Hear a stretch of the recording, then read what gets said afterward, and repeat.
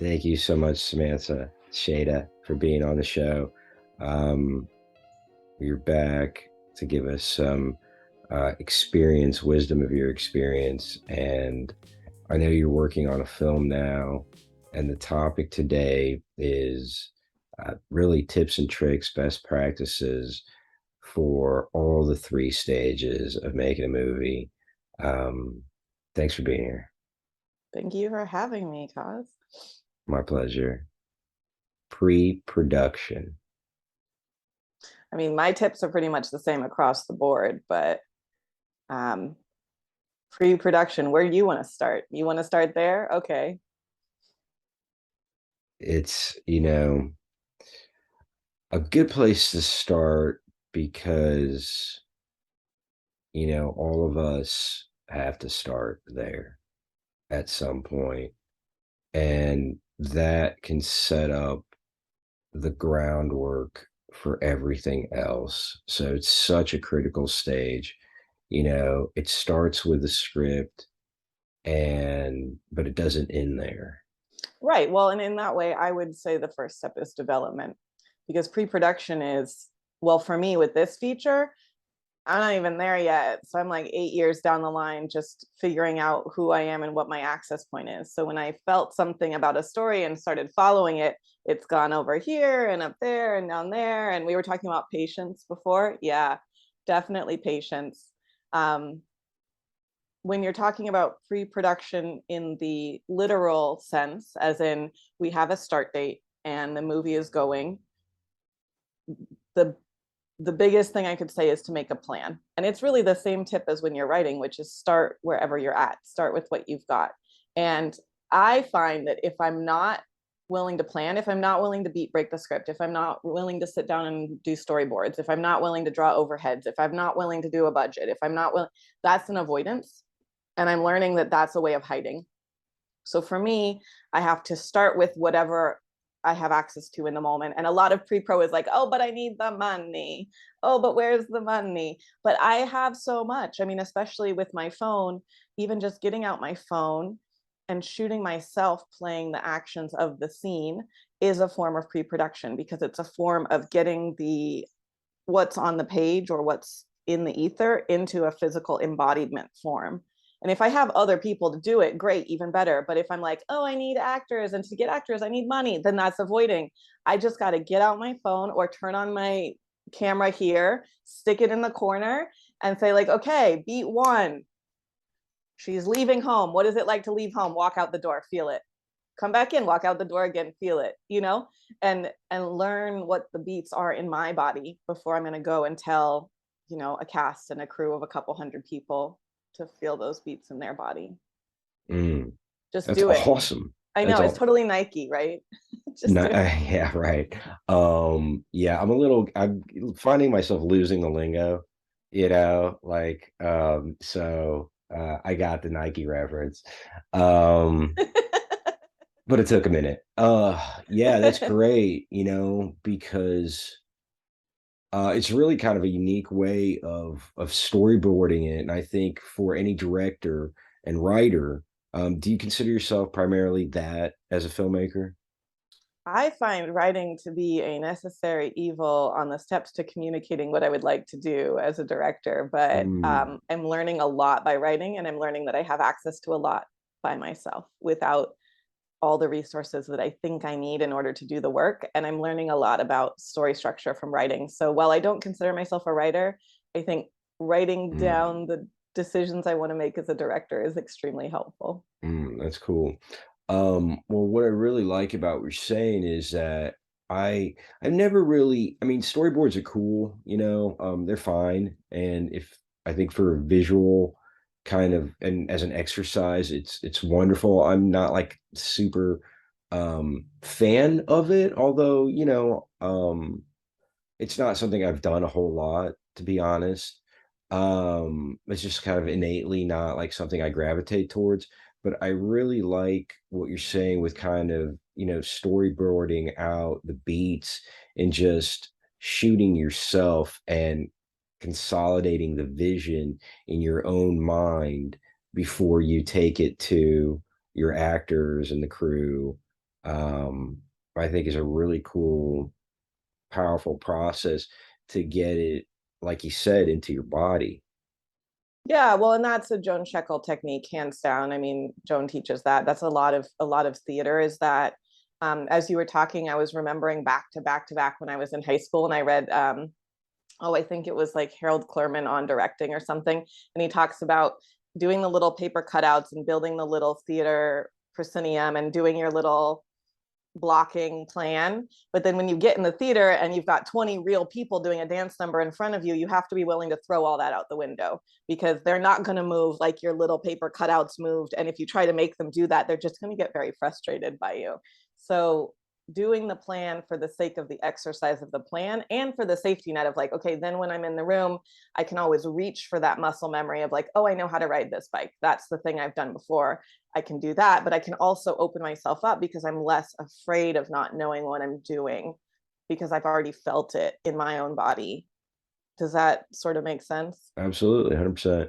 And I think a lot of people talk about the necessity and the importance of really having um, done a lot of practice and planning in the pre-production or even development stage that you mentioned earlier. As you know, again, that thing that I see so importantly is, yeah, you can have kind of the multiple options, but it gives a person the confidence and also the vision to carry that into an environment where it is live and dynamic and things are changing.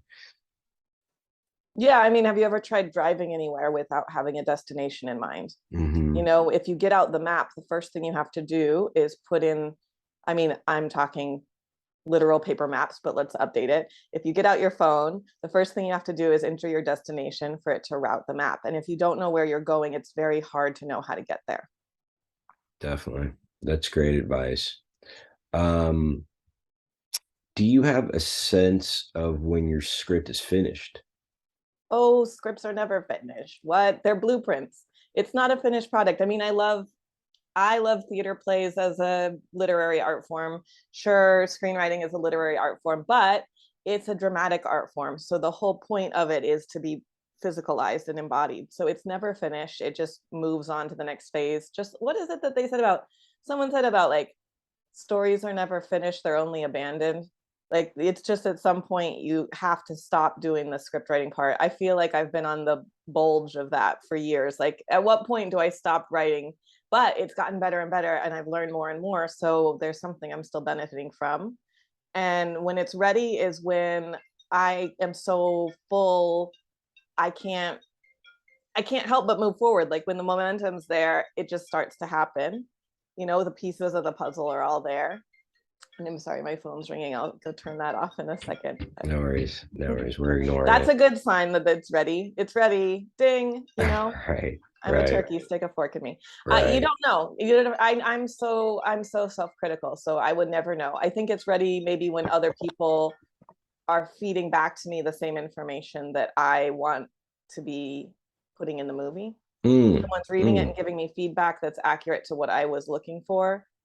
And if mm, people are getting it, and I'm not fighting this wall of like, oh, but you know, if there's a if there's mm, a mm, if there's a felt sense and there's a momentum and everybody's on the train, and the people when I talk to my crew members when they're on the train, when I talk to potential financiers when they're on the train, when those pieces start to come together, it's like a big snowball and it's just going to keep going. And if you let it go, that flow of it, you got to just go with it. So it's never really ready so much as it starts to become its own entity. You know, mm, like it starts to graduate from middle school and move into high school. And you're like, mm, okay, you're your own thing now. Let's mm. do this. I think that's a great point. You definitely have to share and share and share and get feedback and get feedback. And when, you find that you're at a point where you're not answering questions, at least as much as you were, and you're getting the comments from the people you trust that you're appreciative of, you know, and you've incorporated and taken action on those comments, and then you've reflected, rewritten, reflected, um, then there's a point where you can feel confident and secure that, okay, it's ready to take that next step. And like you said, you have the momentum that's happening all along with you, with people that are helping you say, hey, okay, let's take the next step together.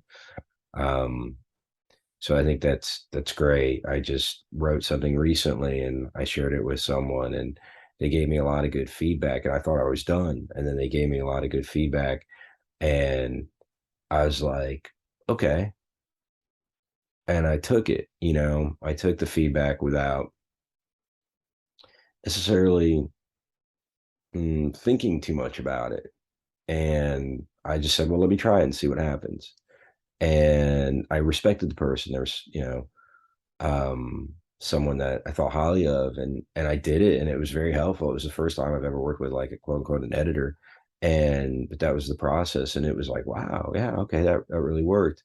And so now, I feel done again. So I just think the value of just sharing your work is really important. Um, all right. So we got planning, we've got repetition, in that planning phase. Um, Just do it, Nike. yep, Just do yep, it. Do what you have access to right now. yep, yep, Stop waiting. yeah, yeah. It's super important. Um, Once you are on set and you are there with your cast and your crew and your DP, and you're seeing a frame that maybe you don't like, or you feel is slightly off, and you're seeing shadows that are all over the place. um and you've got to focus on your actor and helping them get into the character. What are your key strategies there? I mean, I thought you were going to say production and then drop it the way you did with pre-production. You were like Okay. pre-production, go. So my Okay. first thought was drink water. Drink Yeah. water. Yeah. Drink water when you're on set. I know, For right? Like sure. reaching for the water. Yeah. Drink water. Don't eat breakfast. You're going to regret it if you don't. Uh, Yeah. don't eat a lot, but eat something and stage yourself, pace yourself. Um, I see a lot of shadows are like seeing the monsters under the bed. They're not really, you can get really fixated on things. So, back to the pre production embodiment practices, if I can focus on the emotional beat that I'm trying to communicate with the actor, that's the same way I can communicate with everyone else. I want to speak their language. Like, yes, I want to know, okay, it's this diffusion. We got to put this scrim on it and we're going to hang it with this piece of grid equipment, whatever. That's, doing my set lighting technician work as if I'm doing that department, but I've got to hire people who I trust to do their work. And I don't want to micromanage the way they do it. And so I'm really learning to scale back, trying to speak to people in their language. And I'm working on trying to speak to people in terms of what is the emotional beat that what is the feeling I'm trying to communicate. And getting to that feeling, if there's a way to do a technical adjustment, it's so much faster. That's ideal, right? But I got to trust the people I work with, and I've got to trust that I've hired people who are smarter than me and better than me, because if I'm the smartest person in the room, I'm in the wrong room. Like something's wrong. So that's really important. And mm, being able to have those conversations in pre-production about style and tone, I don't think, especially as a young filmmaker, there's a lot of time afforded for that, to have those conversations and make sure you're all on the same page so that you have a shorthand when you're in production of being like, oh yeah, remember when we talked about this, or even just the literal practical logistics. Like, remember when we talked about somebody bringing this and props didn't bring it and costumes didn't bring it? Let's come up with a solution now. You just got to keep going, and you can't get bogged down or mired down in dealing with the lux on the camera settings. They got to do that. They have to do that because I don't have the time to be doing that. That's why someone else is operating camera. So it's hard. It's hard. It's really, you're in that grinding production phase when you're doing it. What was the question? Well, I guess the question is when you're, working with the cast and the crew, and you have to have an eye on the technical side of it, but your main focus is on the emotional side of it. What are some of the key strategies that you use when communicating really with the Hire a good team? script supervisor. Have a really good script supervisor because they're going to watch a lot of the technical. And when you communicate, be clear and specific. Don't mince around the way I just did in answering your question. Be very clear. This shadow on this wall here is a problem because when we blow it up full size, it's going to take up too much of the frame and everyone's eyes directed there. So that needs to be fixed before we can proceed. Otherwise, we can't use this footage. Um,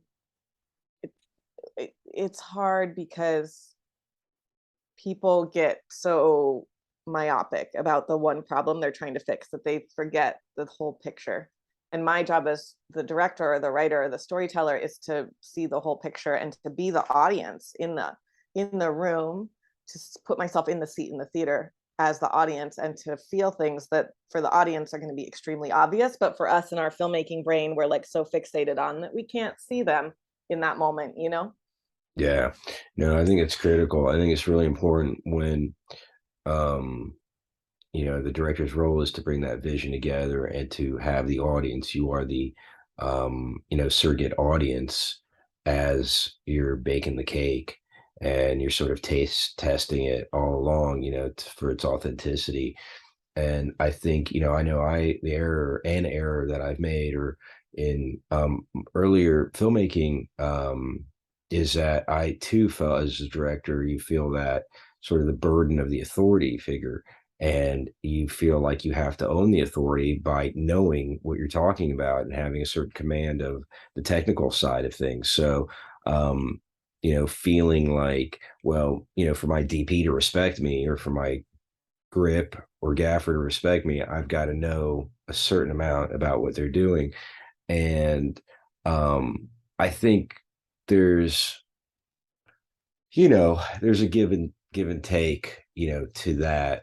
I think, like you said, to know what it is that you're looking for and to know what is not working and to be honest about what you don't know and to trust others with what they do know is that, really key give and take in, the relationship. And it is super difficult because oftentimes, when you're just doing it and putting it together, you're relying on people who have friends who know this person, that person, the other person, and you're all kind of putting it together. And then when you get in there, you're kind of like, okay, well, I don't feel confident in, what I'm seeing as a result. And so now I'm here and I'm working with what I have. And how do I get what I need with what I have, and keep my focus on what's the most important thing, which is what's going to be on screen, the actors and their portrayal. So it can get kind of complicated. And I think one of the things that, um, another director has shared, and it's something, very similar to what you've been talking about and what you've said, is to have that time prior to shooting to get in there with the key people and to test it, to get into the environment, to work with the gaffer and the AD and the script supervisor and the DP, and to just, have a day at the very least to where you can understand one another and how everybody works and where the pressure isn't so intense. Yeah, well, and drink water Yeah. and feel your feet on the ground because I definitely have gotten in my head and then I'm spinning and it's a lot of the dynamics that happen in personal relationships too. You know, when I get in my head some idea about how I think this should be and I'm trying to make it perfect and I've got this vision in my mind that's this perfect thing, that's like taking a child and like dressing them up in like a doll. They're a human being. You know, this story has its own life and if I can't be there to hold the container for it, I'm not doing my job correctly. If I'm trying to micromanage the execution, I'm not actually in the space of directing. I'm in the space of doing the DP's job or doing the production designer's job or doing hair and makeup's job.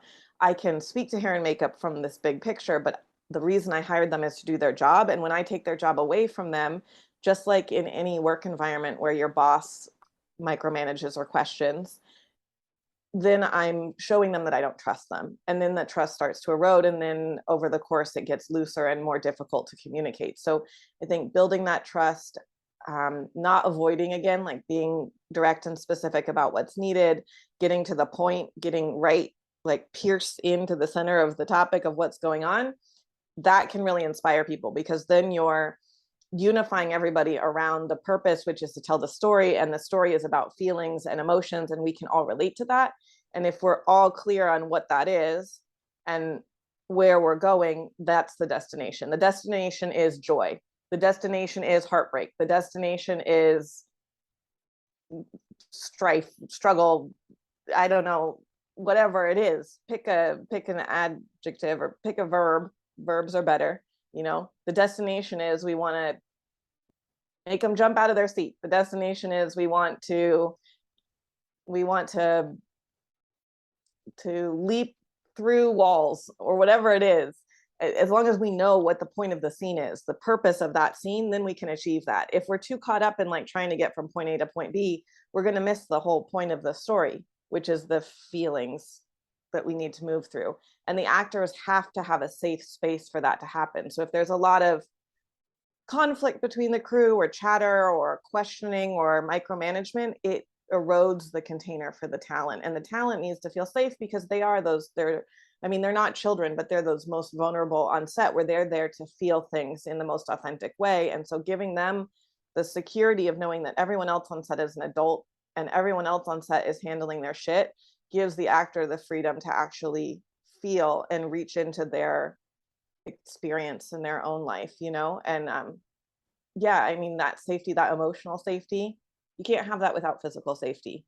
So put carpets over your cables, make sure everything has sandbags, like just basic stuff that if the crew's not doing that, you got to do it. How do you communicate adjustments between takes With talent or crew? I would like to be more clear and specific, the way that some directors have been in the past. I feel like old form of directing, back when it was studio system, was very physical, like take one step slightly left, or move on this line. So I'd like to be more clear and specific in that way about what needs to change. How I communicate right now is more telling them what I'm seeing or feeling, and then asking if that's the choice we want to make. And then if we want to make a different choice, making an adjustment to get there. So if what I'm seeing feels, graspy or clingy, okay, do we want the character to feel graspy or clingy, or is that something that we want to get away from and move into more of a, I don't know, soothing space? What are we going for? So communicating the adjustment in that language, I found to be the access point I have right now. I'd like to get more technical, but in directing actors right now, I'm a little preoccupied with trying to get in the right stream with them, make sure that I'm speaking in a way that that works. And it's different for every actor, especially if you're working with kids, or if you're working with people who aren't trained as actors. It's different. You got to speak to them in a language that you can all relate to. And what about communicating adjustments to your crew? It should be fairly similar. I think doing things privately is important, like not making a big public scene about it, because you don't want anyone to feel shamed. So getting in and making adjustments is sort of like an art form in itself. And doing everything with a bullhorn isn't the way I would prefer to work. Sometimes it's necessary when you've got big stunts and things going on. I've seen people work that way, but I would prefer to be able to communicate with someone directly, or give the direction through the assistant director and have them handle it. Yeah. I was just thinking that. Ideal. Yeah. Yeah. In post, how do you feel going into post? and the process. I mean, you're And rewriting the whole script. It's like the end of the world. It's like, what have I done? It's like, did I just jump off a cliff? Yeah. You're doing the same thing that you do at the beginning. You're writing, but you're writing with pictures instead of with words. But it's the same process. You're back to square one again. Here's what I've got. What can I make out of what I've got? I do a lot of my own editorial. I'd like to work more with editors. I have one editor friend I like working with, but I end up doing a lot of changes myself. I've got the luxury of doing that now that we edit digitally. Um, it's cool. yeah. Yeah, it's funny that I definitely feel the same way. You have like kind of the script is your blueprint of what you're want it to capture, what you need to capture, and then you have what you captured, and then you are rewriting it. And it's really exciting and fun going in there to see, well, what it is you have. And oftentimes we have so much, and going through that process is can be an arduous process. Um, but I guess, it is amazing how much you can alter the dynamic of the story with the shots that you have. Um, in terms of just, I guess, having sort of a guiding light through that process, is there any, wisdom you can share there? Yeah, same as when you're writing the script. Who is the character? What do they want? What are they doing to get what they want? Literally, practically, what's happening on the screen. Get rid of this idea of perfection of what it should look like, because that's just over here telling me I did something wrong, and get with what really is. Drink your water, feel your feet on the ground, look at what's right in front of you, get in the practicality of it, because so many times I'm not seeing what's there. I'm seeing what I wrote to be there 5 years ago in my head. I got to get with what's actually there on the screen. What do we have? And if there's Yeah. something that's needed, trying to identify. I just did this with a friend a few weeks ago. We went through an edit of the feature that I helped her with, and getting with, okay, is it a picture thing? Is it a sound thing? Is it a camera? Is it something in the footage, or is it something in the edit? Getting to identify what the actual thing is. Like, you feel a hiccup and then you're like, wait, what's the hiccup? Where is it at? Is it where the cut is? Is it that we're going to need soundtrack here? Is it that we're missing some dialogue? Is it that the performance is off? Is it that we broke a rule? Like, we crossed the 180 and it's not smooth and we need to cut around to something else first. But you got to get with what you're actually looking at. And like, when you feel that hiccup, you feel that speed bump happen, you got to stop and hopefully very quickly diagnose what it is, and if it's something you can fix in this stage of the process. If it's not, if it's something you have to go back and refilm to fix, you might want to consider some other solution. If it's something you can fix by changing the point of the edit, like they were blinking and so we caught the mid blink, so this just doesn't quite work, let's just adjust where the edit is. Or if it's something that you can adjust later when you're mixing in sound, fine.